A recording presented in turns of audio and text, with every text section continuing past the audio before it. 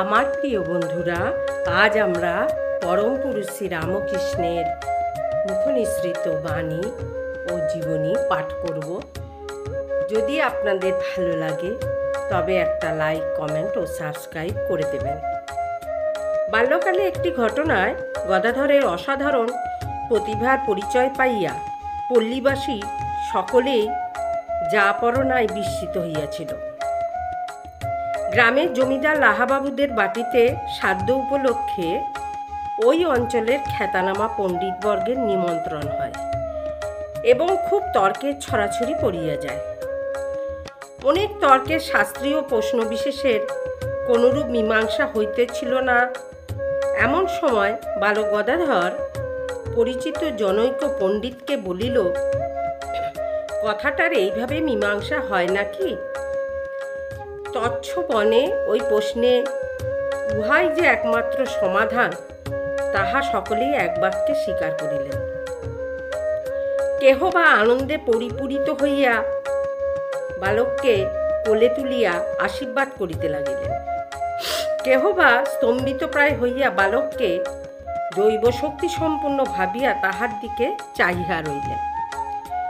সে যাই হোক, উপনয়ন হইবার পরে গদাধরের ভাবপ্রবণ হৃদয়ে নিজের প্রকৃতির অনুকূল পূজা ও ধ্যানে একাগ্র হইয়া তাহাকে ভাব সমাধি বা সবিকল্প সমাধির অধিকারী করিল এবং সমাধি সহায়ে তাহার জীবনে নানা দিব্য দর্শনও সময়ে সময়ে উপস্থিত হইতে লাগিল। বলা বাহুল্য, বালকের ধর্ম প্রকৃতি তাহাকে বিভিন্ন দেবদেবীর উপাসকদের প্রতি বিদ্বেষ শূন্য করিয়া তাহাদিগকে এখন হইতে আপনার করিয়া লইল। ওইরূপে ধর্মপ্রবৃত্তির পরিণতি হইলেও গদাধরের বিদ্যাভ্যাসের অনুরাগ দিন দিন হ্রাস পাইতে লাগিল। কারণ বালকের সূক্ষ্ম দৃষ্টি তাহাকে এখন সকল ব্যক্তির কার্যের উদ্দেশ্য নিরূপণে প্রথমেই অগ্রসর করিত এবং তাহার পিতার বৈরাগ্য, ঈশ্বর ভক্তির, সত্য, সদাচার ও ধর্মপরায়ণতা গুণ সকলকে আদর্শরূপে সম্মুখে রাখিয়া তাহাদিগের আচরণের মূল্য নির্দেশে প্রবৃত্ত করিত। ওইরূপে 2 বৎসর কাল অতীত হইল এবং গদাধর ক্রমে দ্বাদশ বর্ষে উপনীত হইল। এখন রামকুমার রামেশ্বরকে বয়সপ্রাপ্ত হইতে দেখিয়া কামারপুকুরের নিকটবর্তী গৌরহাটি নামক গ্রামের রামসদয় বন্দ্যোপাধ্যায় ভগিনীর সহিত তাহার বিবাহের সম্বন্ধ স্থির করিলেন এবং রামসদয়কে নিজ ভগিনী সর্বমঙ্গলার সহিত পরিণয় সূত্রে আবদ্ধ করিলেন। রামকুমারের পারিবারিক জীবনে এই সময় অন্য একটি বিশেষ ঘটনা উপস্থিত হইয়াছিল।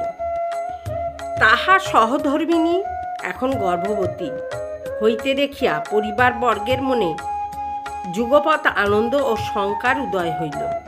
কারণ গর্ভধারণ করিলেই তাহার পত্নীর মৃত্যু হইবে, এ কথা তাহাদিগের কেহ কেহ ইতিপূর্বে রামকুমারের নিকট শ্রবণ করিয়াছিলেন।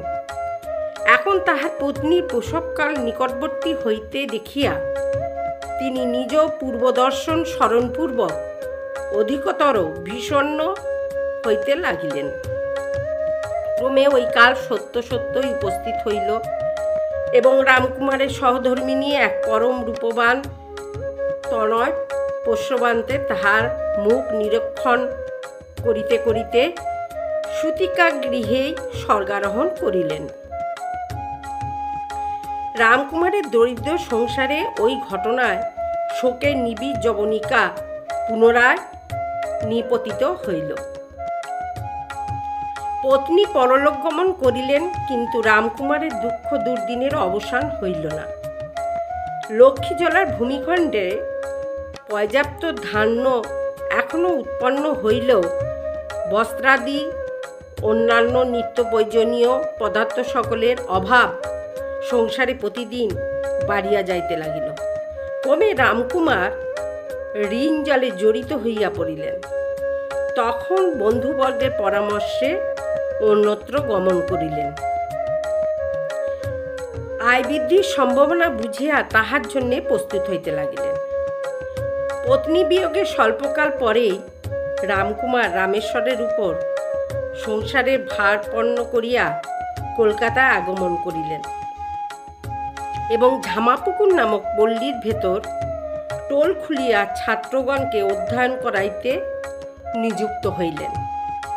এখন হইতে গৃহকর্মের সমস্ত ভার এবং রামকুমারের পুত্র অক্ষয়ের লালন পালনের ভারও চন্দ্রাদেবীর স্কন্ধে নিপতিত হইল। তাহার মধ্যম পুত্র রামেশ্বরের পত্নী তখনও নিতান্ত বালিকা। তাহার নিকট হইতে বিশেষ সাহায্য পাইবার সম্ভাবনা ছিল না। 58 বৎসর বয়সকালে সংসারের সমস্ত ভার কাঁধে লয়ে সুখ সাধ্য না হইলেও শ্রী রঘুবীরের ঐরূপ ইচ্ছা বুঝিয়া চন্দ্রাদেবী উহা বিনা অভিযোগে বহন করিতে লাগিলেন। রামেশ্বর কৃতবিদ্ধ হইলেও উপার্জনক্ষম হইতে পারিলেন না। সাধুসঙ্গপ্রিয় রামেশ্বর দানে মুক্তহস্ত ছিলেন এবং সময় সময়ে আয়ের অধিক ব্যয় করিয়া যা করে রঘুবীর ভাবিয়া দিনাতিপাত করিতে লাগিলেন। শুধু ইহাই নয়, কনিষ্ঠ ভ্রাতা গদাধরের শিক্ষা দিয়ে অগ্রসর হইছে কিনা সে বিষয়ে উদাসীন রহিলেন। বালক গদাধর পাঠশালায় প্রতিদিন কোনো না কোনো সময়ে যাইলেও রঘুবীরের সেবা পূজায় এবং গৃহকর্মে সাহায্য প্রদানপূর্বক মাতার পরিশ্রমের লাঘব করিয়া এখন হইতে তাহার অধিক কাল অতিবাহিত হইতে লাগিল।